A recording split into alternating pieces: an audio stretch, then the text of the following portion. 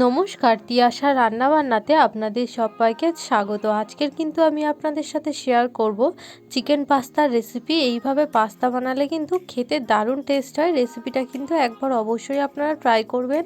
আর যদি ভালো লাগে লাইক, কমেন্ট, সাবস্ক্রাইব কিন্তু অবশ্যই করবেন। সবার প্রথমে গ্যাস অন করে এর মধ্যে কড়া বসিয়ে এর মধ্যে দিয়ে দিলাম 2 চামচ মতন সাদা তেল। তেলটা গরম হয়ে গেলে এখানে আমি চিকেনটা দিয়ে দিলাম। চিকেনটা কিন্তু আমি একদম ছোট ছোট টুকরো করে কেটে নিয়েছিলাম। তো এর মধ্যে কিন্তু আমি চিকেনটা দিয়ে দিলাম। এবার চিকেনটা দিয়ে কিন্তু হালকা একটুখানি ভাজা ভাজা করে নেব। তারপরে এর মধ্যে দিয়ে দিলাম পেঁয়াজ কোচানো। এখানে দুটো মিডিয়াম সাইজের পেঁয়াজকে মিহি করে কুচিয়ে নিয়েছিলাম। চিকেনটা নুন দিয়ে একটু ভাজা ভাজা করে নিয়ে আমি সাইডে তুলে নিয়েছি। তারপরে পেঁয়াজটা দিয়ে দিলাম। তারপরে এর মধ্যে কেটে রাখা আলু আর বিনস দিয়ে দিলাম। দিয়ে হালকা একটু নাড়াচাড়া করে ভেজে রাখা চিকেনটাও এর মধ্যে দিয়ে দিলাম। দিয়ে সব কিছুকে একসঙ্গে খুব ভালো মতন করে কিন্তু কষিয়ে নেব।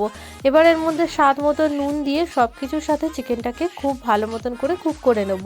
এই রেসিপিটা যদি আপনাদের ভালো লাগে তাহলে কিন্তু অবশ্যই লাইক, কমেন্ট আর সাবস্ক্রাইব করবেন। আর আমার পাশে থাকার অনুরোধ রইল আপনাদের সকলকে। এরপর এর মধ্যে কিন্তু আমি ম্যাগি মশলা দিয়ে দিলাম 1 চামচ মতন। এবার ম্যাগি মশলাটা দিয়ে কিন্তু আবারও এর মধ্যে খুব ভালো মতন করে মিশিয়ে নিলাম। তারপর এর মধ্যে সেদ্ধ করে জল ঝরিয়ে রাখা পাস্তাটা অ্যাড করে দিলাম। পাস্তাটা কিন্তু আমি 2 মিনিট মতন সেদ্ধ করে নিয়েছিলাম। তারপর একটু ঠান্ডা জল দিয়ে এটাকে ধুয়ে নিয়েছি। তারপরে এর মধ্যে দিয়ে দিলাম চটপটা মশলা দিয়ে কিন্তু খুব ভালো মতন করে এটাকে মিশিয়ে নিলাম।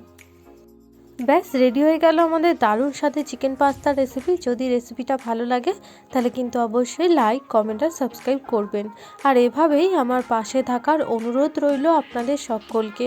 আরও নতুন নতুন রেসিপি, নতুন নতুন ভিডিও, নতুন নতুন রেসিপি জানার জন্য কিন্তু অবশ্যই আমার চ্যানেলটা সাবস্ক্রাইব করবে। আর আমি কিন্তু ওপরে দিয়ে একটুখানি সসও দিয়ে দিয়েছি। দিয়ে খুব ভালো মতন করে মিশিয়ে নিচ্ছি।